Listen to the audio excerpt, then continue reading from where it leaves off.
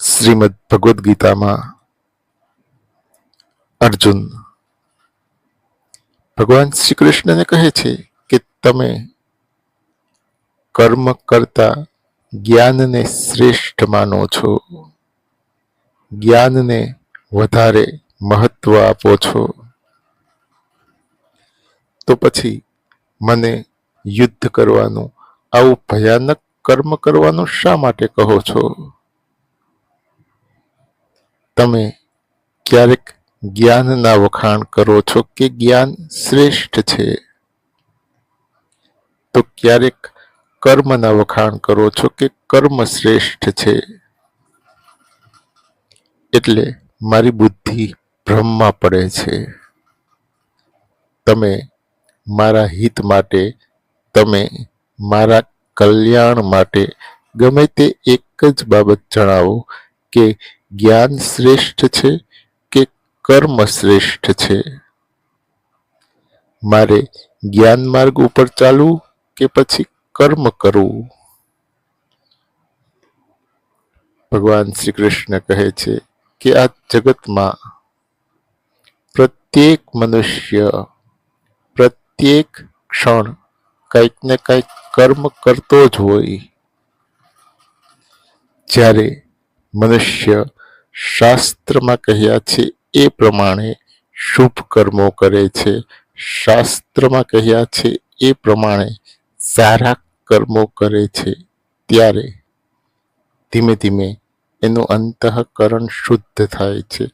અને જ્યારે એનું અંતઃકરણ શુદ્ધ થાય છે ત્યારે એને જ્ઞાનનો અનુભવ થાય છે. અને જ્યારે આ જ્ઞાનનો લાભ થાય છે ત્યારે એને મોક્ષ પ્રાપ્ત થાય છે. માટે અર્જુન, જ્ઞાન પ્રાપ્ત કરવા માટે પણ કર્મ તો કરવું જ પડે. ભગવાન શ્રી કૃષ્ણ અર્જુનને કહે છે કે જ્ઞાન પ્રાપ્ત કરવા માટે પણ શુભ કર્મો તો કરવા જ પડે, સારા કર્મો તો કરવા જ પડે.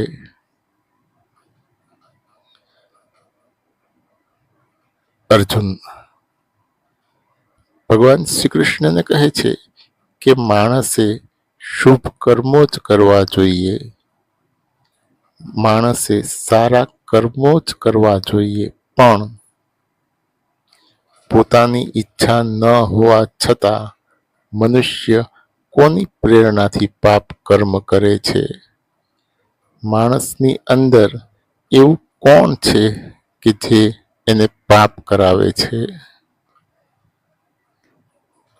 ભગવાન શ્રી કૃષ્ણ કહે છે કે રજોગુણથી ઉત્પન્ન થયેલા કામ, ક્રોધ મનુષ્યને પાપ કરાવે છે. આ બંને મહાન પાપી છે. આ કામ અને ક્રોધ, આ બંને સૌથી મોટા પાપી છે. એટલે માણસે વહેલી તકે પોતાની અંદર રહેલા આ બે શત્રુઓને ઓળખી લેવા જોઈએ અને એનો નાશ કરી દેવો જોઈએ. અને શુભ કર્મો કરીને, સારા કર્મો કરીને પોતાનું આત્મકલ્યાણ કરી લેવું જોઈએ. પોતાનું કલ્યાણ કરવું એ મનુષ્યના પોતાના હાથની વાત છે. ભગવાન શ્રી કૃષ્ણ અર્જુનને કહે છે કે પોતાનું કલ્યાણ કરવું એ મનુષ્યના પોતાના હાથની વાત છે. જો મનુષ્ય ઈચ્છે તો ચોક્કસપણે એ પોતાનું આત્મકલ્યાણ કરી શકે છે.